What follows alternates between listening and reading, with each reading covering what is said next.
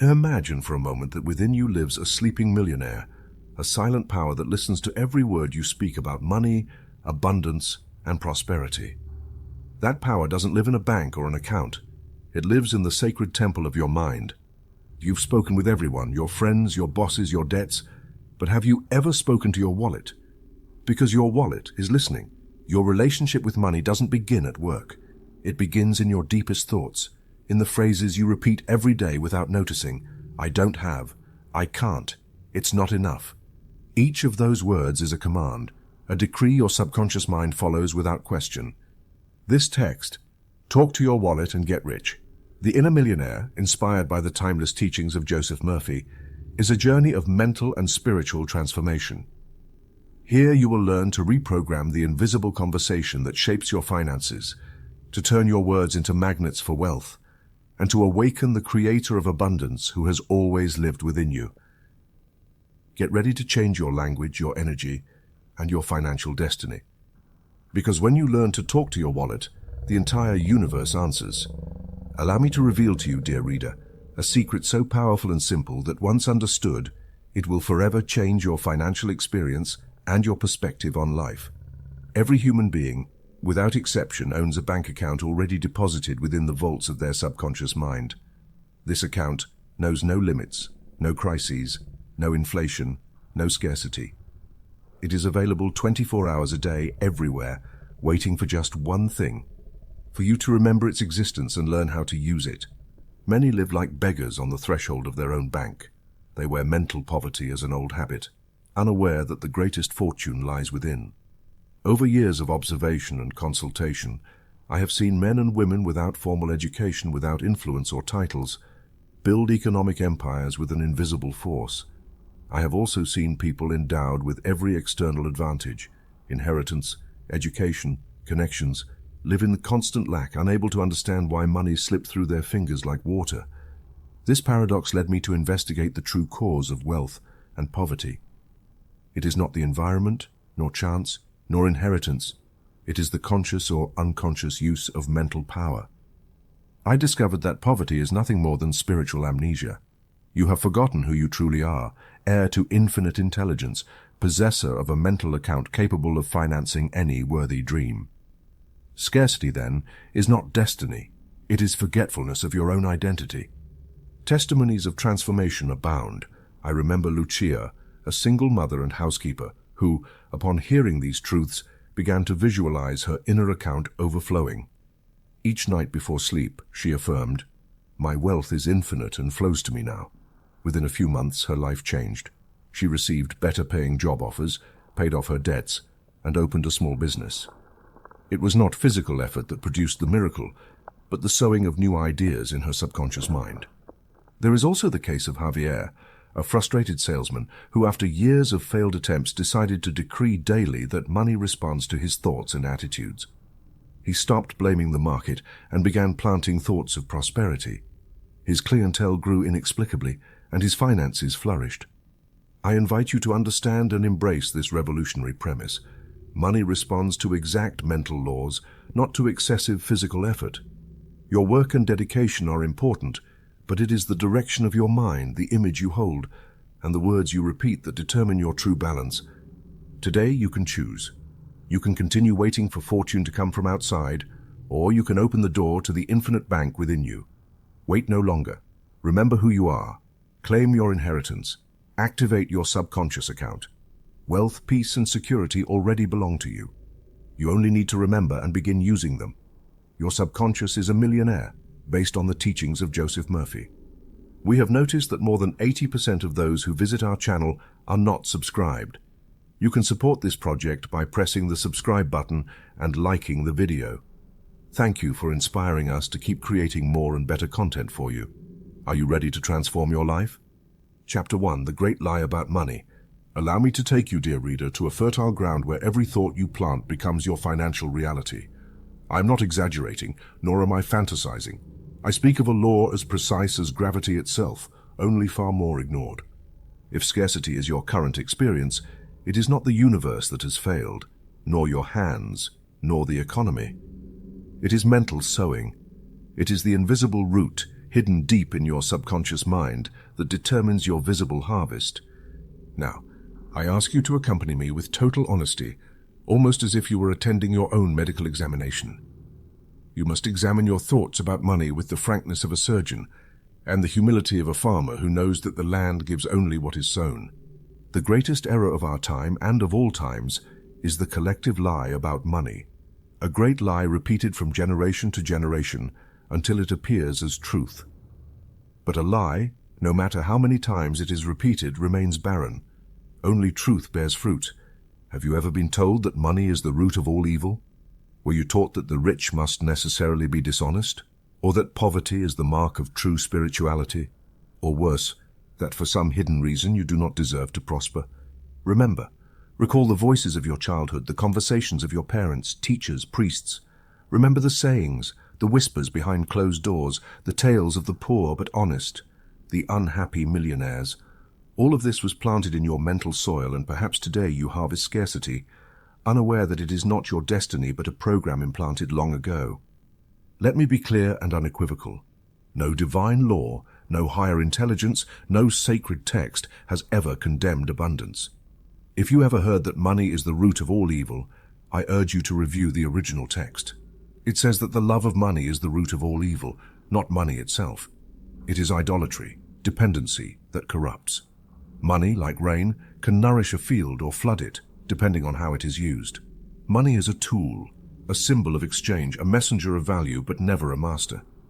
Let us examine the words. Wealth comes from the Old English beal, meaning well-being. Wealth, therefore, is expanded well-being. It is the natural expression of life when allowed to flow without obstacles.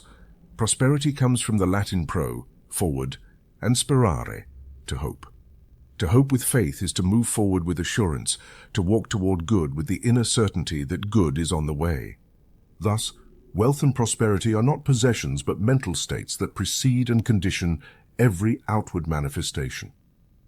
Throughout my life as a counselor, I've seen dozens of cases of money allergy. Educated, skilled, tireless workers who are always on the brink of bankruptcy. They change jobs, countries, partners, yet the pattern repeats: debts, losses, projects that never thrive. Do you know why? Because somewhere in their subconscious mind exists a hidden command. Money is not for me. If I am rich, I will stop being good. I do not deserve this. This command acts like an invisible thermostat that limits the flow of wealth as soon as it begins to manifest. I remember a woman who consulted me year after year about her financial difficulties. She had received a rigid upbringing filled with phrases like, "The rich are corrupt, money changes people. It is easier for a camel to pass through the eye of a needle than for a rich man to enter the kingdom of heaven." No matter how hard she tried, each time she was about to receive an inheritance, a raise, or an opportunity, something would stand in her way. When we finally identified and removed these mental roots, her finances flourished effortlessly. Her mind had released the brake. Now try the exercise I call the autopsy of beliefs. Take paper and pencil. Write down every phrase about money you remember hearing in your childhood, at home, at church, at school. Do not filter anything. Write even what seems absurd. Then read them one by one and ask, does this idea produce peace, abundance, confidence, or does it sow fear, guilt, limitation? By recognizing their falsity, you will see how the mere light of consciousness begins to dissolve their power. The parable of the sower told by Jesus is key here. The sower went out to sow his seed, Luke 8:5. What is the seed? Your thought, your inner conviction about money. Some fall by the wayside. You hear them, but you do not accept them. Others fall on rocky ground. You accept them superficially, but they do not take root. Others fall among thorns, contradictory beliefs that choke your desire to prosper. And only some fall on good soil, a mind open, receptive, free of prejudice. The harvest always depends on the soil, never on the seed. You are the soil. If your thoughts are seeds of scarcity, do not expect a harvest of abundance. Change the seed, prepare the soil, and the harvest will come naturally. Proverbs 23:7 says, "As a man thinks in his heart, so is he. Not as he says, not as he wishes, not as he appears, but as he thinks deep within." If in your heart there is resentment toward the rich, fear of success, guilt for desiring more, that will be your reality. Your subconscious is literal. It does not distinguish between truth and lie, desire and fear. It accepts what you give with feeling and reproduces it. Sow limitation, reap limitation. Sow freedom, reap freedom. Let me tell you another true story. A man, after years of fruitless effort, decided to examine his beliefs. He remembered how his grandmother repeated, "Better to be poor and honest than rich and unscrupulous." Unconsciously, he had decided to be poor in order to be considered honorable by his family. When he saw the origin of this pattern and replaced it with the affirmation, "Wealth is the natural expression of good in my life, and I use it to serve," his business began to thrive. You may now wonder, will wealth separate me from spirituality? I assure you, poverty does not bring anyone closer to God, nor does wealth take anyone away. It all depends on how you use your resources. True spirituality is the expansion of good service and full expression of your gifts. Money only multiplies what is already in your heart. If there is love, it serves love. If there is fear, it serves fear.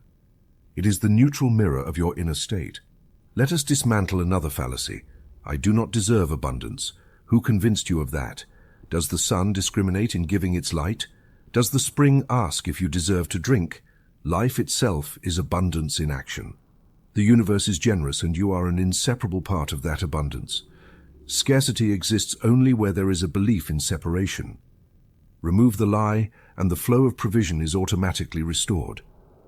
Have you noticed that some people, without education, contacts, or inheritance, prosper naturally, and others, with all external privileges, live in constant lack? It is not luck, destiny, or genetics. It is a matter of mental programming. What you sow, you reap. Change the root and the fruit will change. Make this truth your new creed. Money is a faithful servant when guided by wisdom and love, and a tyrant when idolized or feared. I choose to be the conscious master of my resources, using them to expand good, and life rewards me with multiplied abundance. Now repeat after me, not as one reciting, but as one planting a seed in fertile soil. Wealth is my natural state.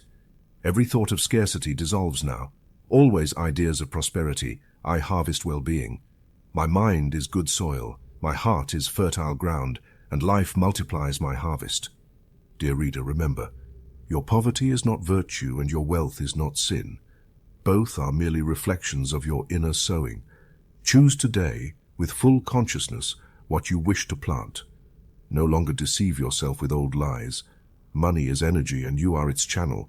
When your mind is prosperous, your entire life will be. And never forget, as a man thinks in his heart, so is he. Here lies the secret.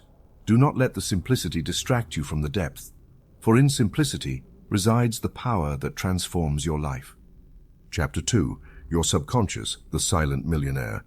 I want to take you now to a discovery that, though always present, is ignored by most men and women in this world. Within you exists a silent partner, a hidden millionaire, who seeks neither applause, recognition, gold, nor titles. It asks nothing of you except one thing: clear instructions and congruent feelings. That partner is your subconscious mind. As you read these words, become aware that you possess within you a power that does not distinguish between wealth or poverty, success or failure, health or illness. It simply executes what you deeply command. Have you ever stopped to consider that your subconscious is like the perfect butler? It never objects, never questions, never debates. If you plant the seed of scarcity, it nurtures it with the same diligence as if you plant abundance.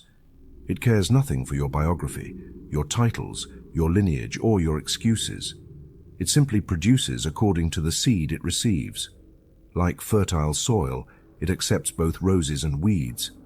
It does not judge the worth of the seed, it merely multiplies it. The conscious mind is the gateway, the gardener, the one who chooses the seeds. The subconscious is the soil. The conscious mind desires prosperity, dreams of freedom, wants more resources. But if, deep within that hidden zone, there is engraved the command that money is dangerous, I am unworthy, wealth is for others, then the subconscious obeys blindly. It does not question, it does not doubt, it simply produces the reality that has been impressed upon it. Imagine it this way.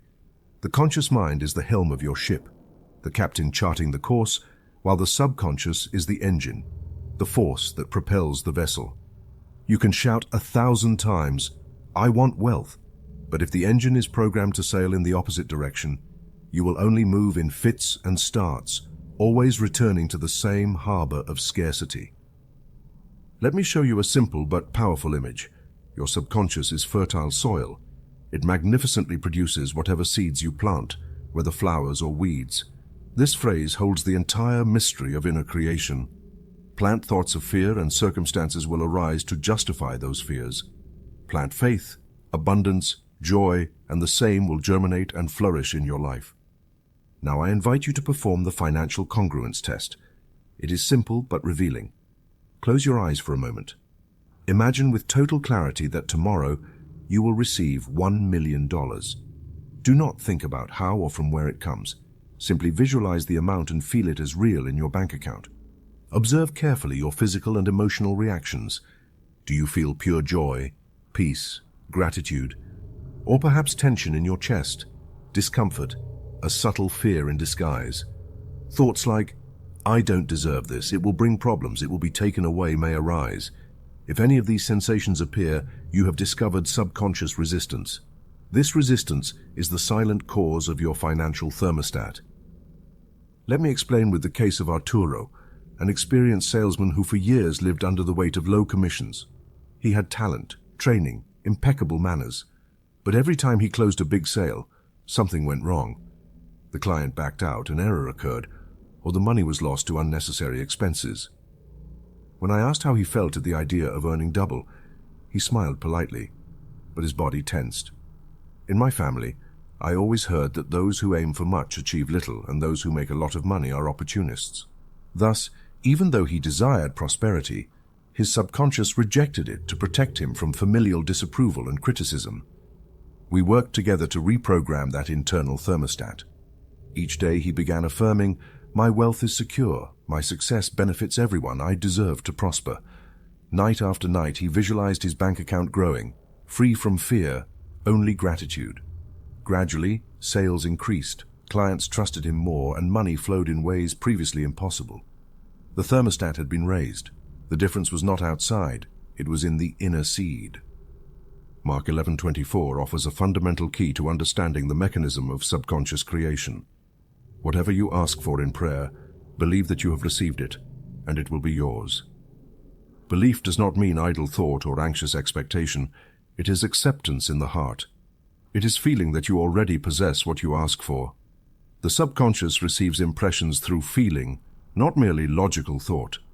You can repeat 1,000 times, "I am prosperous," but if deep inside there is doubt, fear, or a sense of unworthiness, the seed will not germinate.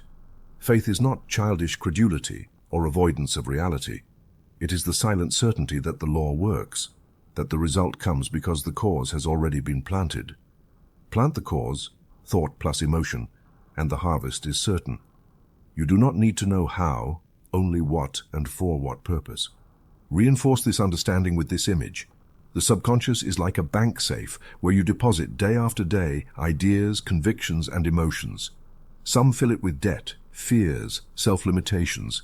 Others deposit faith, trust, and expansive vision. The balance of your subconscious account determines what you can withdraw from the bank of life. Do the financial test every night before sleep. Visualize a specific amount of money in your hands or account. Feel the peace and joy of knowing you are supported by the law. If resistance arises, thank it for protecting you and then replace it. I now accept my natural right to abundance. Every income is good, clean, safe, and flows under grace and in perfect forms. Remember always, the subconscious mind does not argue, does not debate, does not change its opinion on its own. It obeys the conscious mind and the dominant emotion. Just as the gardener decides which seed to plant, you decide which thoughts and feelings to cultivate. If there is weed in your mental garden, do not blame yourself. Simply begin planting new flowers. I invite you, dear reader, to become the conscious caretaker of your inner garden. You are not a victim of circumstances. You are the farmer of your destiny. Plant in your subconscious the image of abundance, financial security, and peace, and you will see the silent millionaire within you begin to work immediately. Ingrain this affirmation in your mind. My subconscious is my loyal partner. It obeys my deepest convictions. I now choose to plant wealth, security, and confidence. Everything I ask for in faith, believing I receive it, comes into my life at the perfect moment. My inner garden flourishes, and life multiplies my harvest. Never forget what you believe in your heart that you are, what you accept in your subconscious that you manifest. The silent millionaire awaits your instructions. Give the correct command, and abundance will become your new normal. Chapter 3. The Financial Mirror Technique. I want to reveal to you, dear reader, one of the master keys to open the vault of abundance in your life. You will not find this key in banks or on the halls of Wall Street, but in the silent sanctuary of your subconscious mind. I call it the Financial Mirror Technique, because what you see and accept internally will, sooner or later, be reflected in the outer world with the same precision as a face appearing on a clean mirror. Pause for a moment and ask yourself, what image do you carry about your finances? Do you clearly visualize a bank account overflowing, or does your mind resist, block, or cloud at the very idea of prosperity? Here begins the real work. It is not about chasing money with anxiety, but about reflecting inwardly the abundance you wish to experience until you feel it as real as a breath. Let me guide you step by step through this proven and effective method. First, find a quiet place, free of interruptions. Sit comfortably, close your eyes, and begin a series of deep breaths. Feel your body relax as your everyday thoughts gently dissolve. Do not rush this process. Relaxation is the gateway to the subconscious. The deeper the rest, the more fertile the ground for the new seed. Now imagine in front of you the statement of your bank account. Not just a vague sum, not just more money, but be specific. Visualize the exact amount you wish to see as if it were already there. $10,000 per month, $100,000 accumulated. See the numbers on the screen. Notice the details, the bank name, the date, the decimals. The clearer the image, the clearer the instruction your subconscious receives. But here lies the secret. Seeing the number is not enough. You must feel that it is real. Evoke the feeling of gratitude, security, and peace that would come with that reality. Do not wait to have the money to be grateful.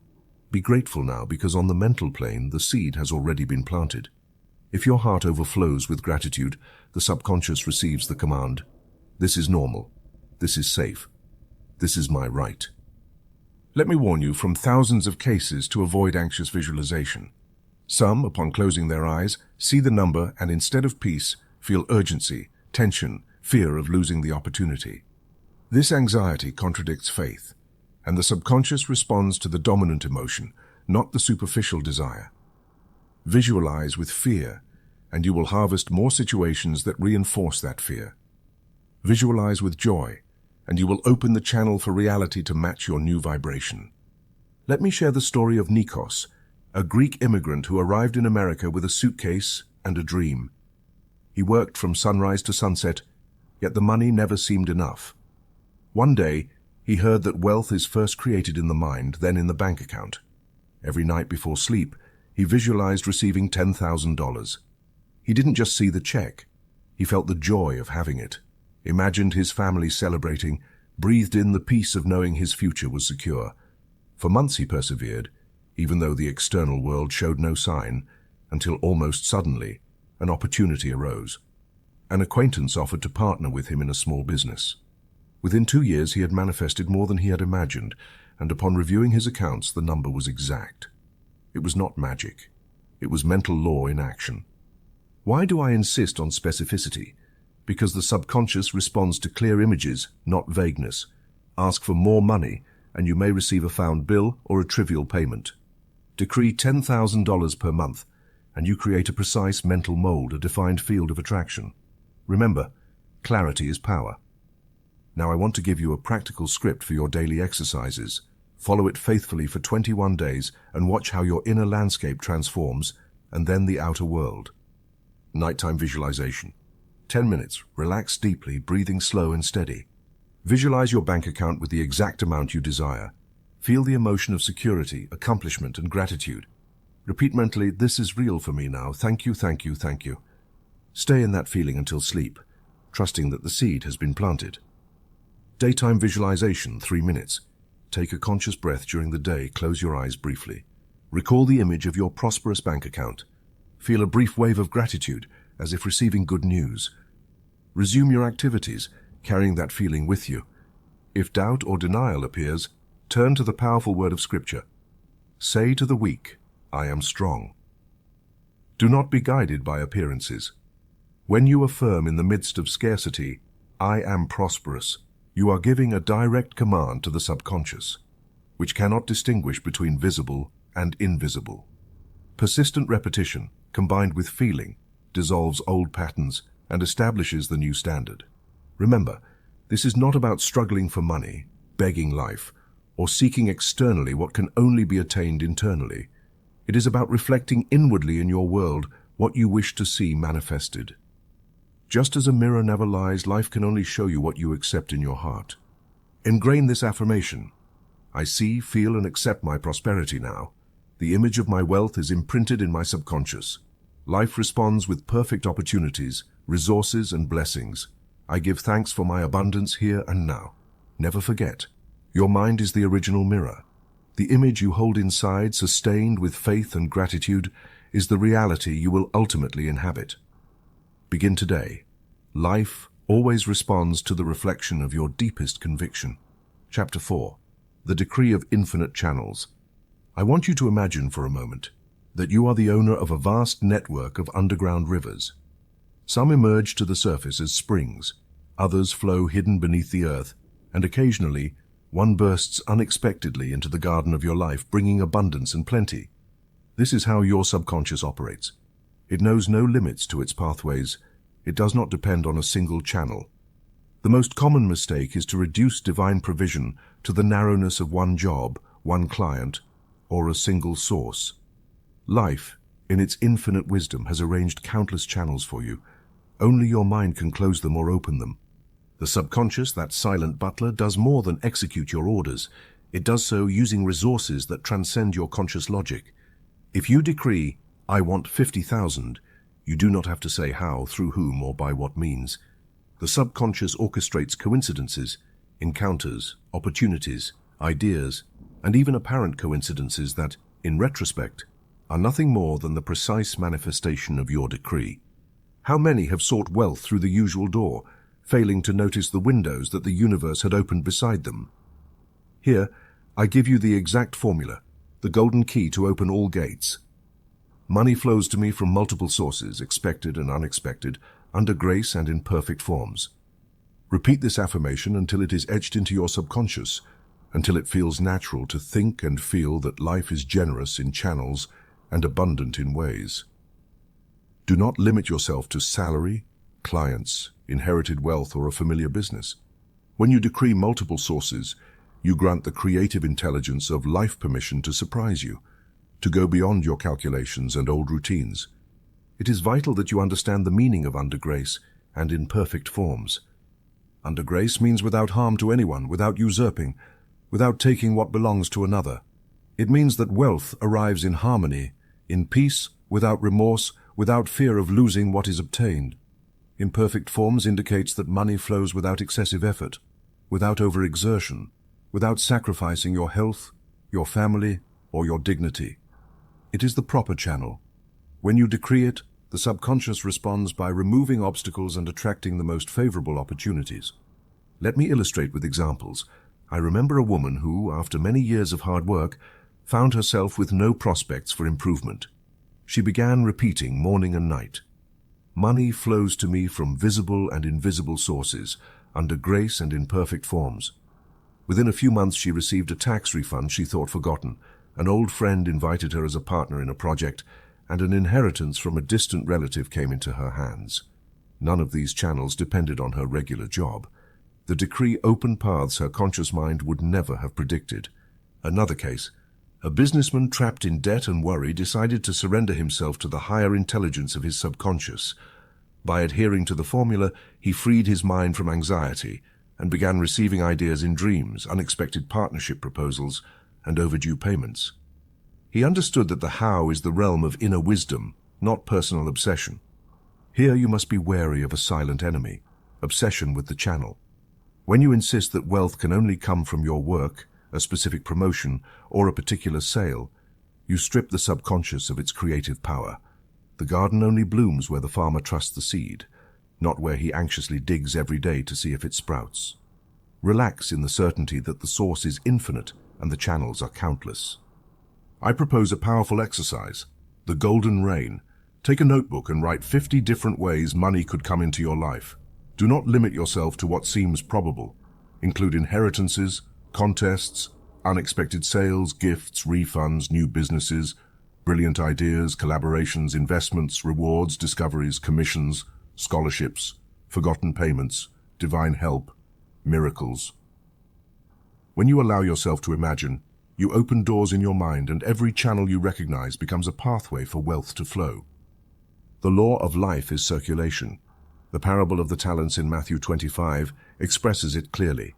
The servant who buries the talent out of fear of losing it loses it. The one who puts it into circulation multiplies it. Wealth is like blood. It must move, nourish, reach every cell. He who gives receives. He who stagnates blocks the flow and ends in lack. Use what you have, share, invest, circulate your gifts and resources, and you will see life multiply them. Never forget, wealth is not a pond, it is a river. When you trust in infinite channels, when you release obsession over the how and focus on the what and for what purpose, the subconscious activates dormant resources, moves people, and creates synchronicities. Remember, the universe is wiser than any personal plan. Ingrain this decree in your mind. Money flows to me from multiple sources, expected and unexpected, under grace and in perfect forms. I do not limit myself to a single channel. Life is abundant, generous, and creative, and it always responds to me. Repeat this exercise not once, but until your subconscious accepts it as law. Imagine the river of abundance flowing toward you, tracing invisible paths, bringing opportunities, resources, blessings, friends, and ideas. Feel the security that nothing can interrupt this current except doubt and fear. Surrender to trust. Let the subconscious be your invisible banker. Always remember, your true source is life itself, and the channels are limitless.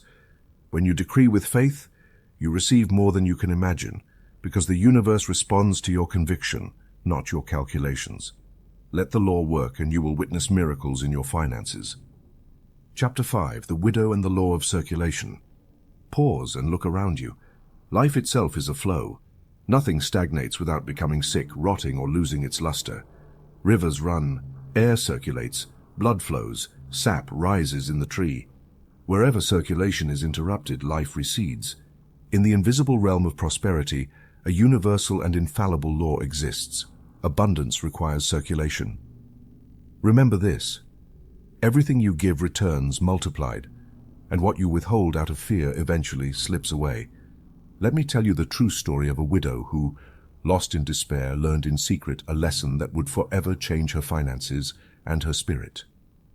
She had been left alone, with no income beyond a modest pension that barely covered bread and milk. One night, after praying for help, she read in Scripture, "Give, and it will be given to you. A good measure, pressed down, shaken together, and running over, will be poured into your lap." Luke 6:38. That phrase sparked a fire in her heart. "God is my inexhaustible source," she repeated. "Not the pension, not the state, not the charity of others." That very week she decided to set aside, with trembling but determined faith, 10% of her small income and give it discreetly to a neighbor in even greater need. She did it in silence, expecting neither gratitude nor reward, only as an expression of her inner certainty. The source is infinite, and life circulates through me.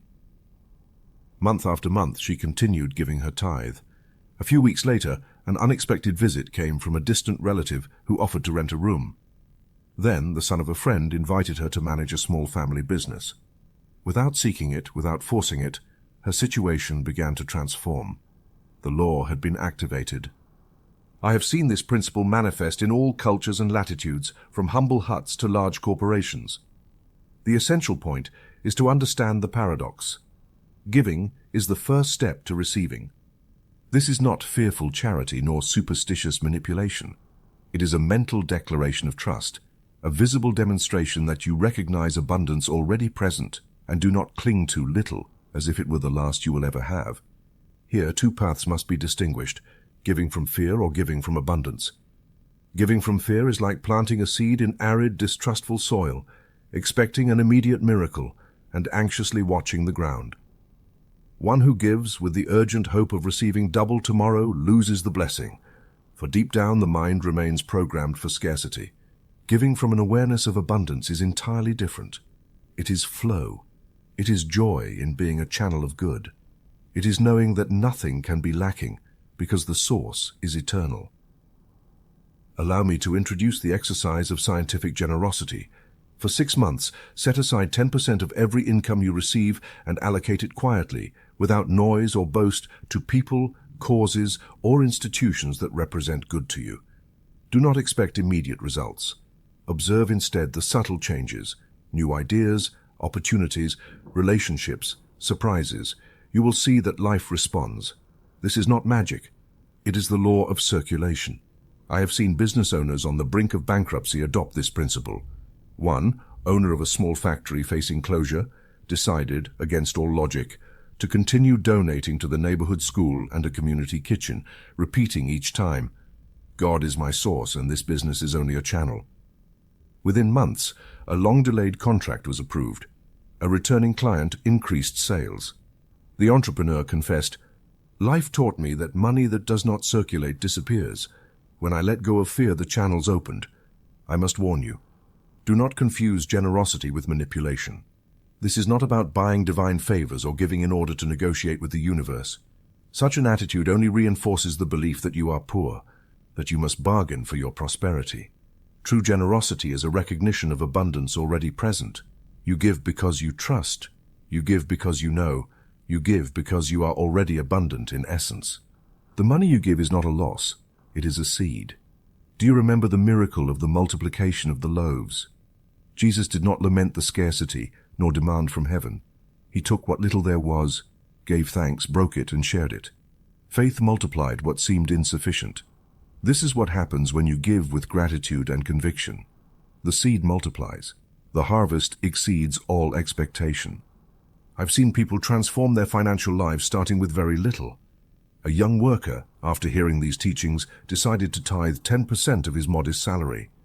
At first, he hesitated, fearing he would fall short, but each time he gave, he repeated, "God is my inexhaustible source.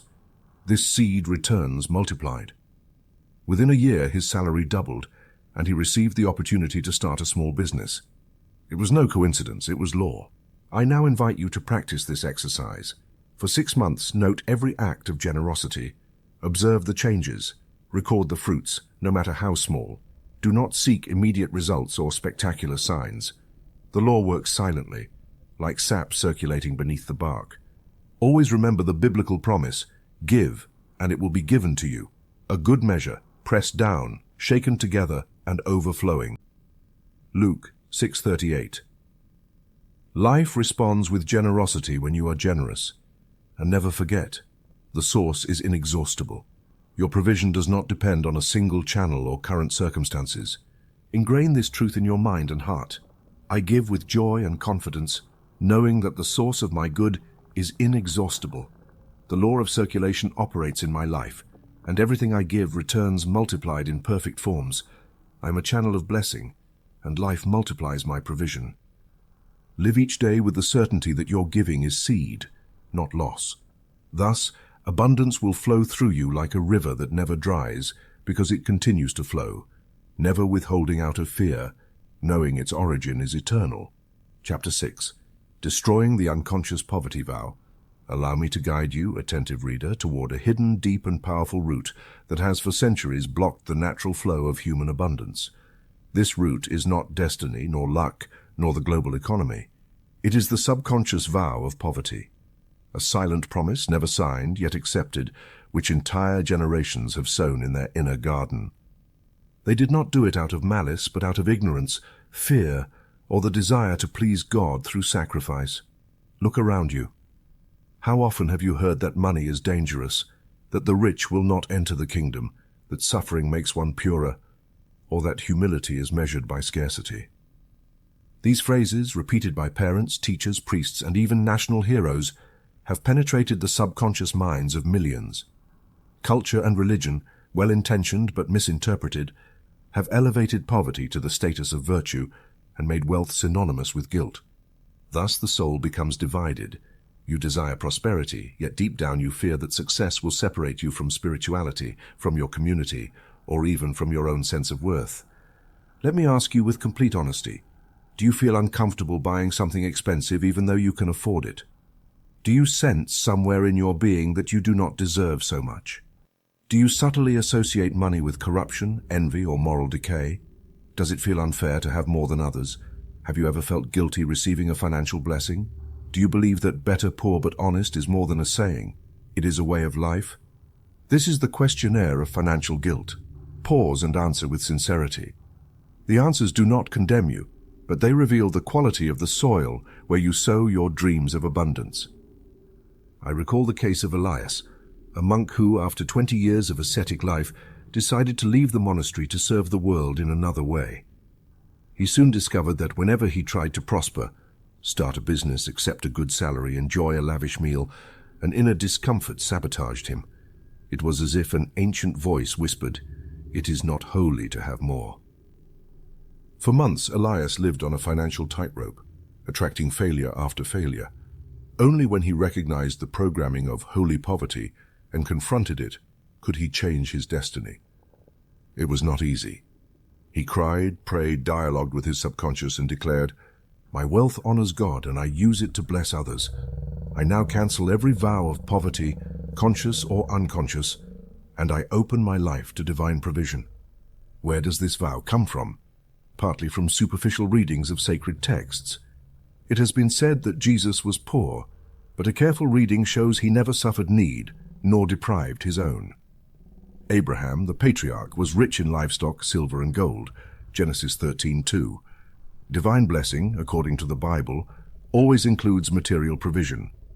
"I wish above all things that you prosper and be in health, as your soul prospers," 3 John 1:2. There is no contradiction between spirituality and abundance, except in a mind confused by centuries of prejudice. How can you destroy this vow? There is a precise and simple technique, the revocation of the vow.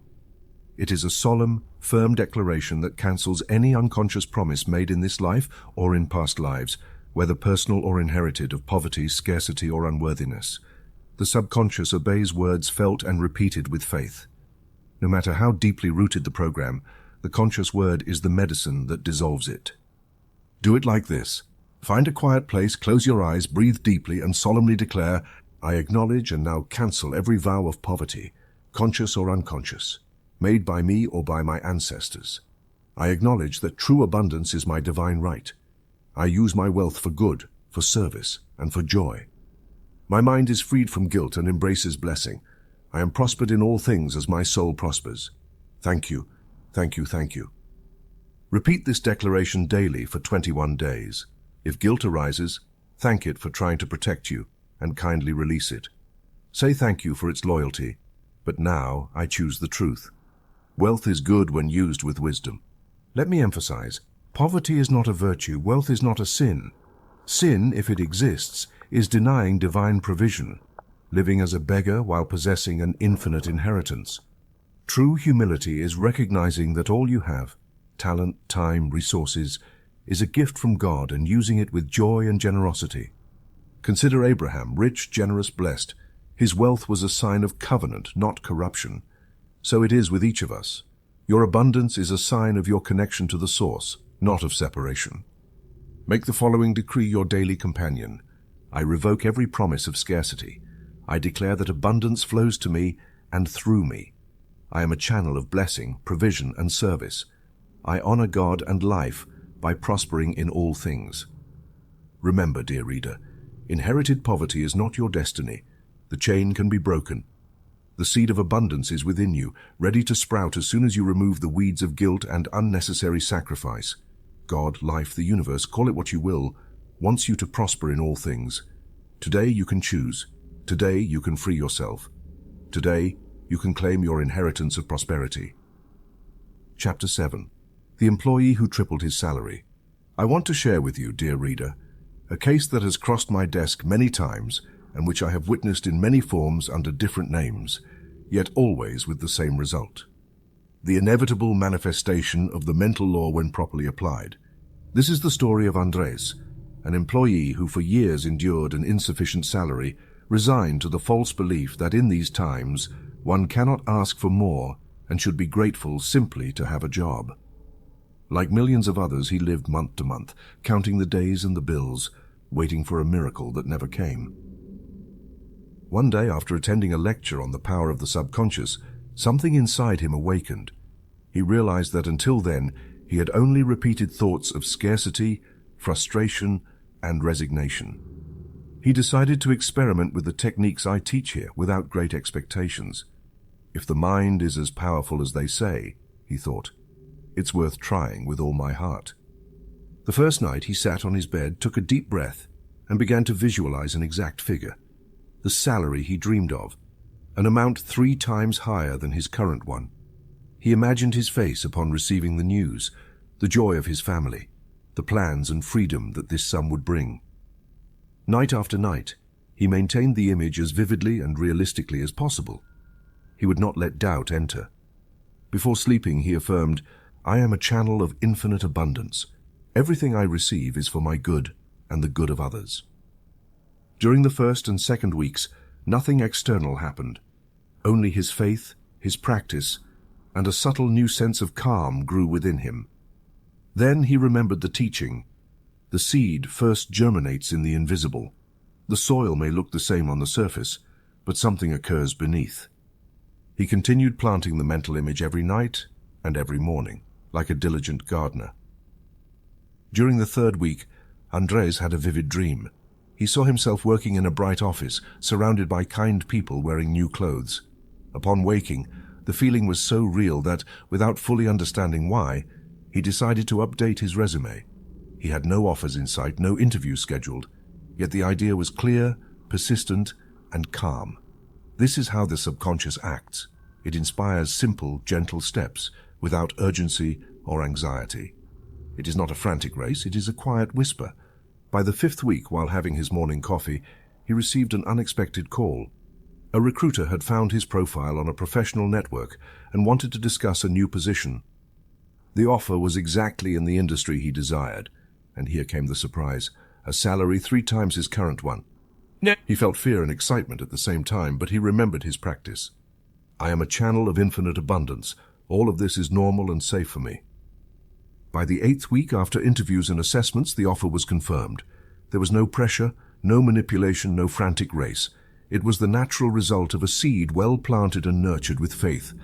It is vital to understand the difference between inspired action and desperate action. Desperate action arises from anxiety, fear of loss, or the frantic impulse to act blindly. It is the ego pushing, fearing the future, trying to control every detail. Inspired action, in contrast, emerges from the subconscious when it has been properly programmed. It is a calm, clear, persistent idea. It requires attention, not sacrifice. It produces certainty, not anguish. It is like a gentle current guiding the sailor toward prosperous waters. Now I propose an exercise, the inner compass. Each day take 5 minutes of silence. Close your eyes, breathe slowly, and ask your deepest mind, what action should I take today? Do not seek loud or spectacular answers. Pay attention to the subtle whisper, the recurring idea, the sign that returns again and again. It may be a call, an email, a small change in routine. Follow it with confidence, knowing the subconscious does not push. You are drawn. The genuine inner voice is calm, loving, persistent. The voice of the ego is anxious, critical, fearful. Practice this for 90 days, alongside your visualization and daily decree. Do not abandon the practice if results do not appear the next day. Nature never rushes, but it never fails. The mental seed germinates in the invisible before manifesting in the visible. I quote the words of Paul to the Philippians, "And my God will supply every need of yours according to his riches in glory." Philippians 4:19. It does not say some things or when the economy improves, it says every need. That is the promise to which you can cling, not out of superstition, but from the precise law of the mind. Remember, dear reader, you are not a mere cog in the system, nor just another number on a company payroll. You are a channel of infinite abundance. What you accept in your mind, you allow in your life. Plant the seed, water it with faith, listen to the inner voice, and act without fear. What today is desire, tomorrow will be experience. Make this affirmation your daily guide. I am a channel of infinite abundance. All that I give and receive is for the good of myself and others. My mind is open to new opportunities, ideas, and resources. The entire universe conspires in favor of my prosperity. Remember, the law works, the seed germinates, the harvest arrives. You only need to do your part. Think well, feel well, act well. Everything else is guaranteed by the power that created you. Chapter 8. The Science of Financial Decrees. We now arrive, dear reader, at the practical heart of conscious creation, the financial decree. Here there is no place for superstition or baseless magic formulas. I speak of an exact science, grounded in mental and spiritual laws, which you can verify for yourself just as a chemist tests the reaction of two elements. When you understand and apply the art of the decree, your outer world begins to reflect, inevitably, the inner patterns you have built. A decree is more than a simple phrase. It is an order delivered to your subconscious. Just as an architect hands the blueprints to the builder, your decree is the mental blueprint that your deep mind executes without question, with absolute fidelity. Therefore, the form, timing, feeling, and repetition of the decree determine its effectiveness. The exact formula for an effective decree is simple. 1. Present tense.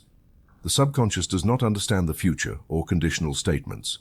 I will be prosperous is always a promise for tomorrow, and tomorrow never arrives. Instead, I am prosperous establishes the reality here and now. The present is the only time that the inner mind recognizes as true. 2. Emotional. It is not enough to repeat empty words. Feeling is the ink that engraves the order into your deep mind. You must feel what you say, even if only for a few moments. A cold decree is a dry seed, a felt decree is a living seed. 3. Specific. The mind responds better to clear images than to vague statements. I have unlimited abundance. My income is $10,000 per month. I live in total prosperity. The more concrete, the easier it is for the subconscious to create the pattern. 4. Repetitive. What is repeated is engraved. Just as a drop wears away stone, daily repetition opens the furrow where the new conviction can flourish. Now I present to you 10 master decrees. Repeat them with faith, with feeling, and let your subconscious transform them into living experience. Money flows to me constantly, under grace and in perfect forms. I am a magnet for lucrative opportunities and unexpected blessings. My income increases consistently every month. I enjoy financial freedom, and everything I need is provided. I attract creative ideas that multiply my resources. I deserve all prosperity and accept it with gratitude. The universe always conspires in my economic favor. My work is valued and abundantly rewarded. Each day I receive new sources of income and well-being. Everything I give returns to me multiplied and enriched. The technique of repetition is vital. Dedicate 15 minutes upon waking and 15 minutes before sleeping to repeating your decrees aloud or silently. These moments, just before sleep or upon waking, are called alpha states. The mind is relaxed, open, receptive, ready to receive new programming. If you plant the seed in that threshold between wakefulness and sleep, the subconscious soil accepts it more easily. Do not fall into the error of decreeing with internal doubt. If you repeat a statement while thinking, "This isn't true, it's impossible for me," your subconscious may receive a contradictory order and block the process. If doubt arises, do not fight it. Simply say, "Thank you for showing me my old pattern. Now I choose the new one." Then return to the decree with greater faith. There is also the powerful method of the written decree. For 50 consecutive days, take a notebook and write your main affirmation 55 times with full attention, without distractions. For example, my monthly income is $10,000 received under grace and in perfect forms. The act of writing engraves the decree in both the conscious and subconscious mind, accelerating internal acceptance. Always remember the words of Numbers 23:19. God is not a man that he should lie, nor a son of man that he should repent. Has he said, and will he not do it? Here lies the secret. The spoken word is law for the subconscious. Just as God, the creative intelligence, manifests through the word, you create your reality through your firm decree. Morning and night, plant your word like the farmer who trusts in the harvest. If doubt ever appears, repeat the affirmation until you feel peace. Do not rush. The power is not in the strength of your voice, but in persistence and inner conviction. Make your word your tool of transformation. I declare my prosperity now. Every word I plant in my mind blossoms into my reality. I am prosperous, I am blessed, I am a channel of infinite wealth. My decree is law, and every step confirms it. Do not forget, dear reader, just as you sow, you reap. Just as you decree, you live. The science of financial decrees is not an empty promise. It is the key to open your inner vault and access the inexhaustible treasure that belongs to you by divine right. Chapter 9, The Forgotten Parables of Wealth. Throughout the centuries, parables have been the preferred language to reveal the deepest secrets of the spirit and the mind. Jesus, the great master of mental laws, did not speak in indecipherable codes, nor did he reserve his teachings for a few scholars. He told simple stories, full of truth, which the subconscious mind grasps with far greater power than any treatise. Yet the wealth hidden in these parables has often been buried under limited interpretations. Today I want to restore your access to these golden keys, showing you how each one contains a principle of prosperity, waiting for you to recognize and apply it. Let us begin with the parable of the talents, Matthew 25. A master gives his servants talents, money of the time. One receives 5, another 2, and another 1, according to their capacity. The first 2 invest, take risks, circulate what they received, and double their fortune. The third, dominated by fear, buries his talent to avoid losing it. When the master returns, he praises and rewards those who multiplied their resources and reproves the one who hid his. What is the lesson? Life never rewards paralysis or a scarcity mindset. It rewards active faith, intelligent use of resources, and the willingness to multiply what is given. Every gift, idea, or opportunity is a talent. If you bury it out of fear, you lose it.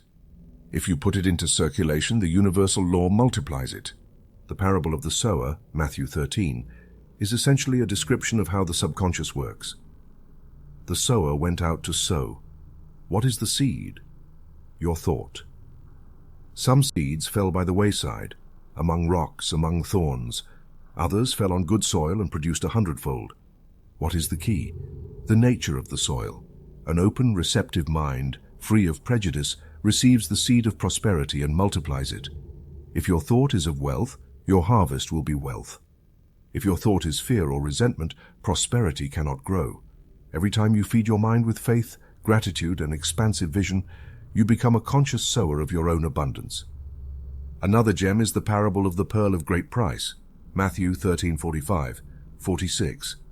A merchant seeks fine pearls, and upon finding one of great value, sells all he has to acquire it. This pearl represents the consciousness of wealth, the inner knowing that abundance is your right. What must you sell, release, or leave behind? Not your possessions, but your limiting beliefs, your vows of scarcity, your inherited fears. Investing in a prosperity consciousness is worth the sacrifice of anything that binds you to lack. When you acquire the pearl, when you firmly establish yourself in the idea of abundance, everything else comes as a natural consequence. The parable of the prodigal son, Luke 15, reveals a truth of restoration. A son demands his inheritance, squanders it, and ends in misery. Only then does he remember the abundance of his father's house and decide to return. The father, symbol of the universal subconscious, does not judge or reprimand him, but receives him with celebration and renewed abundance. Thus works the mental law. No matter how long you have been closed off or living in scarcity, you can always return to a consciousness of abundance. The storehouse of the universal subconscious never empties. There is always more for those who return with humility and faith. Pause for a moment and reflect. Have you buried a talent out of fear of failure? Have you sown thoughts of scarcity while expecting a harvest of prosperity? Have you clung to limiting beliefs out of fear of losing security? Have you felt unworthy of returning to abundance after a period of lack? If your answer is yes to any of these questions, it is time to apply the parables not as ancient stories, but as living formulas for your own transformation. Observe also the life of Solomon, the wise king. His wealth and prosperity were not the product of chance, but the reflection of an expanded consciousness. Solomon asked for wisdom, and with it came riches, peace, and renown. Divine blessing never arrives halfway. True wisdom attracts prosperity as honey attracts bees.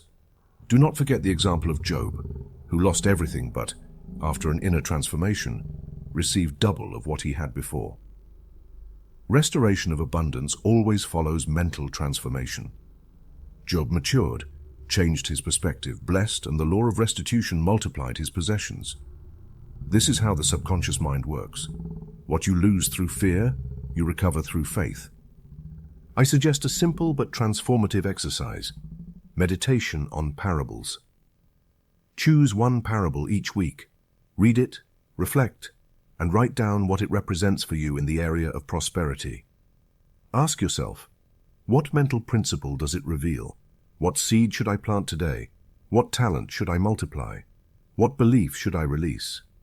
Use each parable as a mirror and a compass for your consciousness of abundance. Close this chapter by engraving this certainty in your heart: the ancient stories are living paths to my prosperity. Just like the sower, the merchant, the prodigal son, and Job, I also reclaim, multiply, and enjoy the abundance that is my divine right. Never forget, every parable is a seed. If you plant it in your mind and water it with action and faith, you will harvest a full and prosperous life, far beyond what your imagination has ever dreamed. Chapter 10. 6-month action plan for specific wealth. Now, dear diligent and committed reader, I want to give you a clear and practical map, a 6-month route so that you don't just wish for abundance, but live it, experience it, and turn it into a reality as certain as the air you breathe. Every great building begins with a blueprint, every harvest with an orderly and constant sowing. Likewise, your prosperity will be the fruit of disciplined mental and spiritual practice, not chance or passive waiting. Here is the 6-month plan, 6 steps, each designed to gradually transform your mind, your emotions, and your material circumstances. Month 1. Precision and cleansing. The first step is clarity. You must identify the exact amount you wish to manifest and set a realistic deadline. Don't say, "I want more money." That is vague, and the subconscious does not respond to vague generalities. Say instead, "I choose to receive $20,000 by December 30th of this year." Write the amount, see it, repeat it. Feel that it is possible. This month also clean your mental terrain. Eliminate energetic debts. Apologize where necessary. Close unfinished cycles. Organize your papers. And declutter your physical and digital space. Every debt, unfulfilled promise, or disorder is a drain on energy. When you close these circuits, you free power for your new goal. Month 2. Visualization and gratitude. Begin your daily visualization ritual each morning and night. Spend 10 minutes seeing in your mind the exact amount already achieved, the life you desire, and the sensations and details of your ideal financial state. Imagine your account balance, your purchases, your peace of mind. Start a financial gratitude journal each night. Write at least 3 things you are grateful for in the area of money, even small ones. Gratitude is the most powerful magnet for attracting more. What you appreciate multiplies. Month 3. Generosity and models of success. Enter the practice of scientific generosity. Set aside 10% of each income and direct it to people, causes, or institutions that represent good and growth to you. Do not do this out of obligation or expecting immediate reward. Do it to declare that you are part of the universal flow of abundance. Study biographies of honest, constructive billionaires who have prospered without harming others.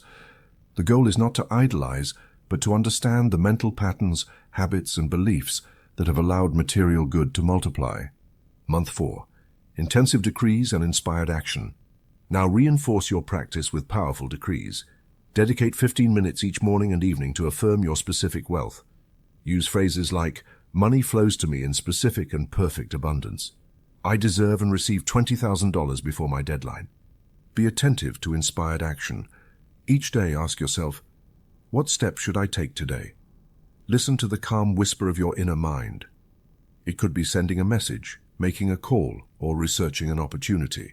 Do not seek frantic or forced action. Follow the one that comes with clarity and peace. Month 5. Standard adjustment and celebration. This month is key. Raise your standard of what is normal. Imagine your usual level of income and well-being as much higher. Celebrate every small manifestation, an unexpected payment, an opportunity, a new idea. Every evidence of change, no matter how small, is a sign that your subconscious is responding. Repeat daily, "My new standard is full prosperity. All good is normal and natural for me." Month 6. Integration and full life. Now you live from a consciousness of abundance already present. You no longer question whether resources will come. You simply act, think, share, and enjoy as one who knows the source is inexhaustible. Integrate all practices. Continue visualizing, decreeing, giving thanks, practicing generosity, and acting from faith. Create a weekly checklist. I have repeated my decree every day, and I have visualized my goal with emotion. I have practiced gratitude and generosity, and I have taken inspired action. I have adjusted my standard of what is normal. I have celebrated every manifestation. Use a manifestation tracker. Record every income, gift, financial synchronicity, or unexpected help. Tracking results multiplies your faith and accelerates the subconscious acceptance of the new level. Special exercise, time audit. For 1 week, record how you spend your daily hours. Identify time spent on financial worry, complaints, comparison, and unproductive thoughts. Then redirect that time to productive practices, meditation, studying success cases, learning new skills, practicing decrees, and visualizing. Remember, it is not the quantity of physical effort that produces wealth, but the care and consistency of mental and spiritual sowing. Close this chapter by engraving this in your mind. Each month I move closer to my goal. The specific wealth I desire is already a reality in my inner world. My mind and actions are aligned with the law of abundance. I celebrate, give thanks, and joyfully receive perfect prosperity. Follow this plan with faith, discipline, and joy. The law never fails. A seed planted in good soil, watered daily, inevitably flourishes. Your new financial life begins today, step by step, month by month, with the absolute certainty that wealth already lives within you. Chapter 11. When wealth does not arrive, diagnosis and correction.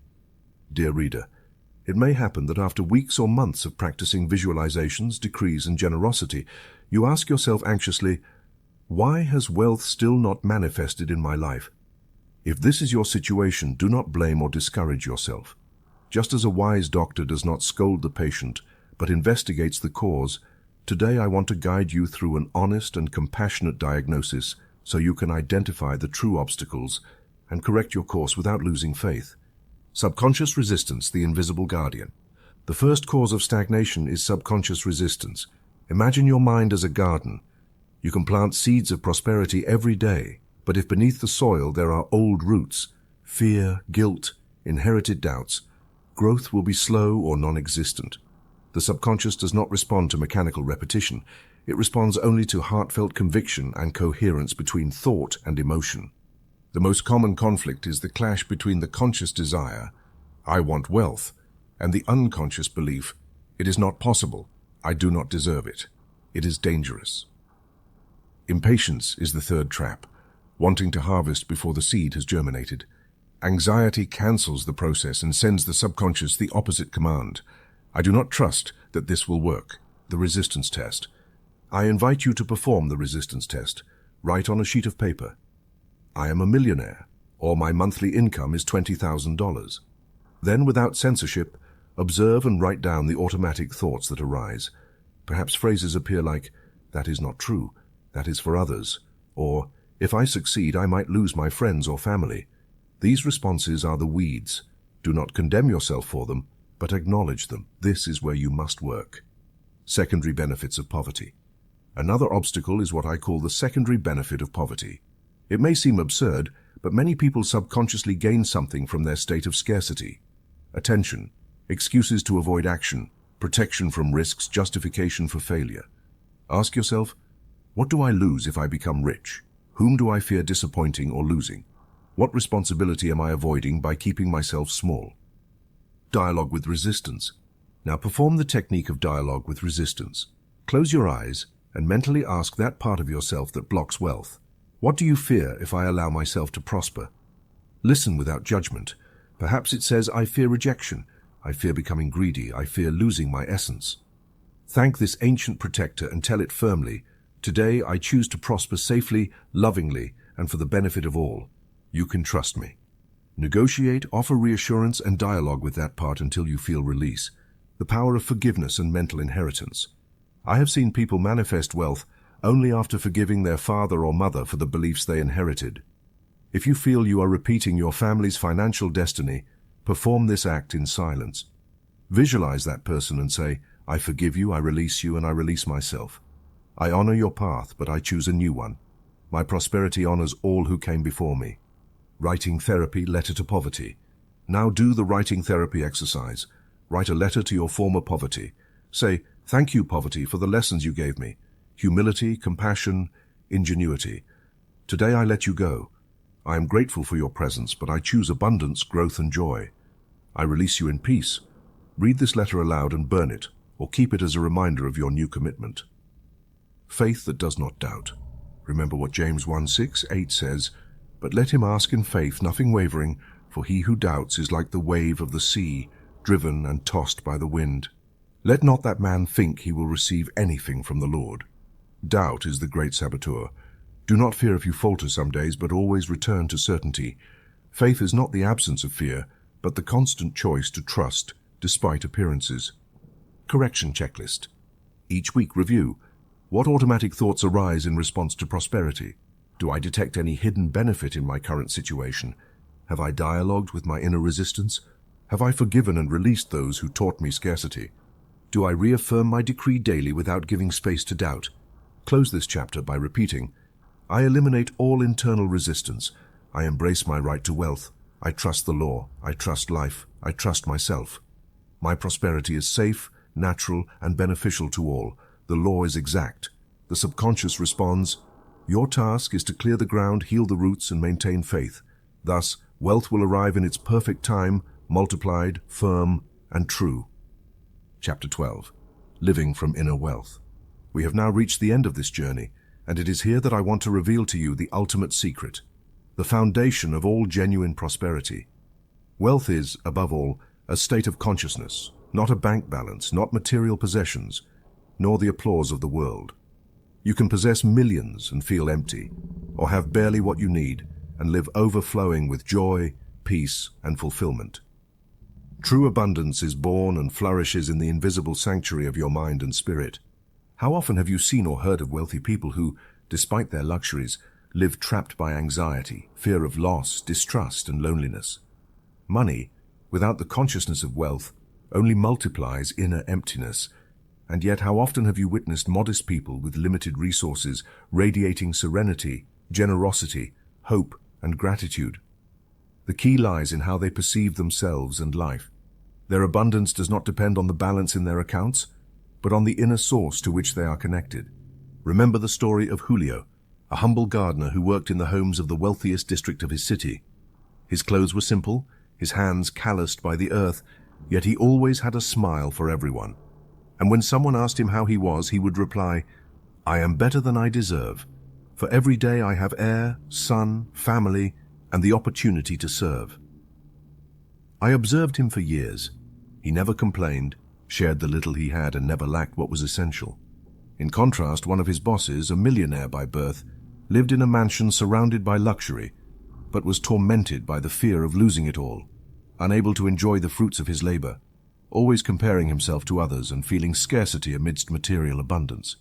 One was rich in heart, the other poor in spirit. From this arises today's millionaire exercise.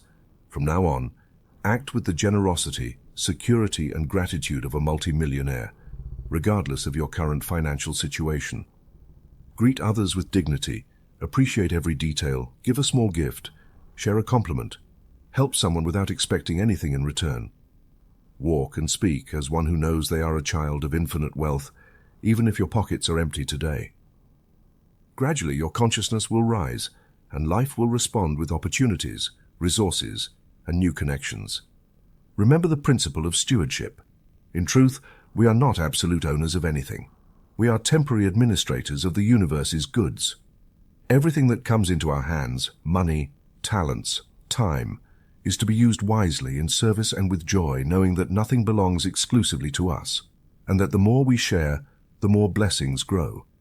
The faithful steward cares for, expands, and multiplies, not out of fear, but out of love for the common good. Practice this final meditation each morning and evening. I am one with the infinite source of all provision. The abundance of the universe flows through me now. I am not a beggar of life, but an heir to eternal wealth. All that I need comes to me at the perfect time for my good and for the good of all. The words of the Apostle Paul in Philippians 4:11-12 resonate here powerfully. I have learned to be content in whatever circumstances I am. I know how to live humbly, and I know how to live in abundance. In everything and in all things I am instructed. And also the words of Jesus, "But seek first the kingdom of God and his righteousness, and all these things will be added to you." Matthew 6:33. When your priority is the consciousness of your true spiritual inheritance, life takes care of providing everything else. Wealth is not the ultimate goal. It is the natural result of a mind aligned with the source, of a heart open to giving and receiving. Visualize for a moment the power of humanity when millions of people live from this consciousness, without fear, without greed, without guilt, knowing that abundance is the right and duty of all. Imagine a global network of prosperous, generous beings capable of transforming the world economy from the inside out. This is possible, and it begins with you today. Make this certainty your final decree. I am wealth, I am abundance, I am a living channel of divine provision. I live, give, and receive from inner fullness, and the entire world flourishes through my prosperous consciousness. Thus ends this path, and at the same time your new life begins, living, breathing, and acting from the inner wealth that no one can take from you. May abundance, peace, and joy accompany you always, now and forever.